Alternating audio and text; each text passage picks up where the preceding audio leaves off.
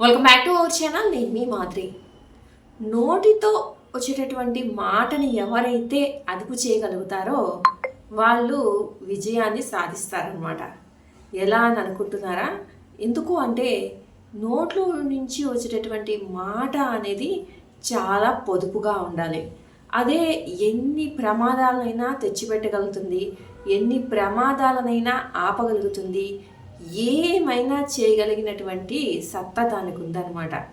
ఎందుకు అంటే చెడ్డ పనులు చేసేటటువంటి వాళ్ళకంటే కూడా చెడ్డ మాటలు మాట్లాడి చెడును ప్రేరేపించేటటువంటి ఆ మాట నోట్లో నుంచి వచ్చేది ఏదైతే ఉంటుందో అది చాలా చాలా ప్రమాదకరం అన్నమాట.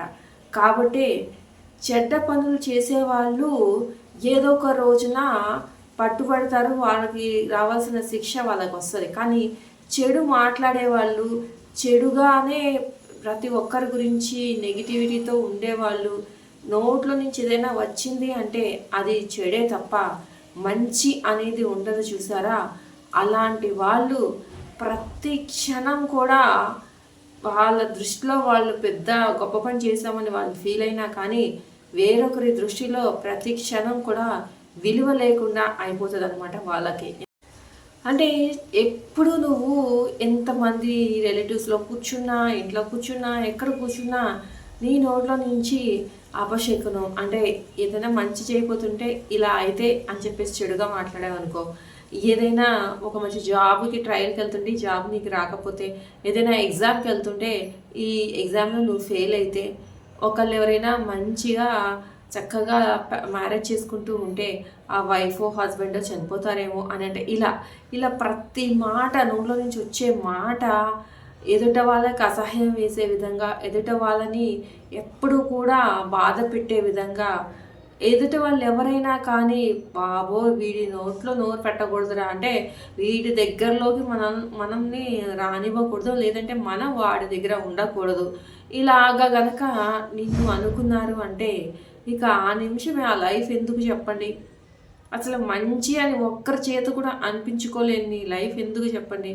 అట్లీస్ట్ మీ ఇంట్లో వాళ్ళైనా మిమ్మల్ని మెచ్చుకుంటారా? ఇలాంటి మాటలు మాట్లాడితే ఎవ్వరూ మెచ్చుకోరు.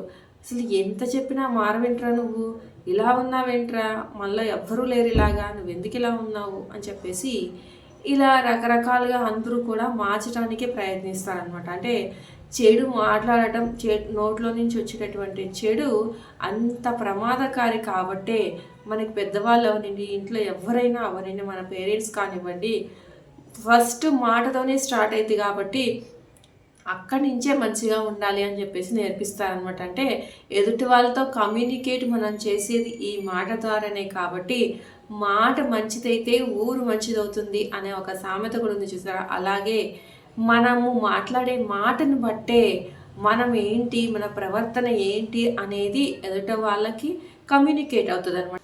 అంటే మనం ఒక మనిషితో కమ్యూనికేట్ చేసేది ఈ మాటతోనే.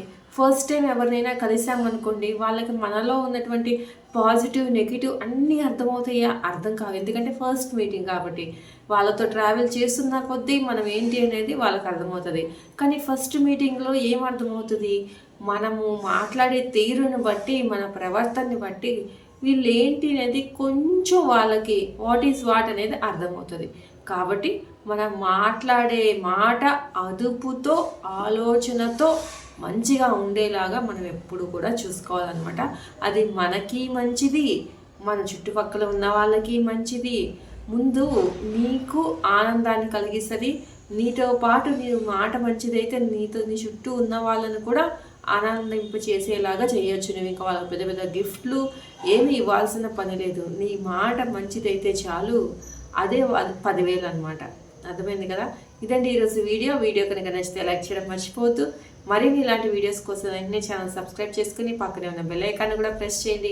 అప్పుడే నేను పెట్టే డైలీ నోటిఫికేషన్స్ మీ దాకా వచ్చేస్తాయి.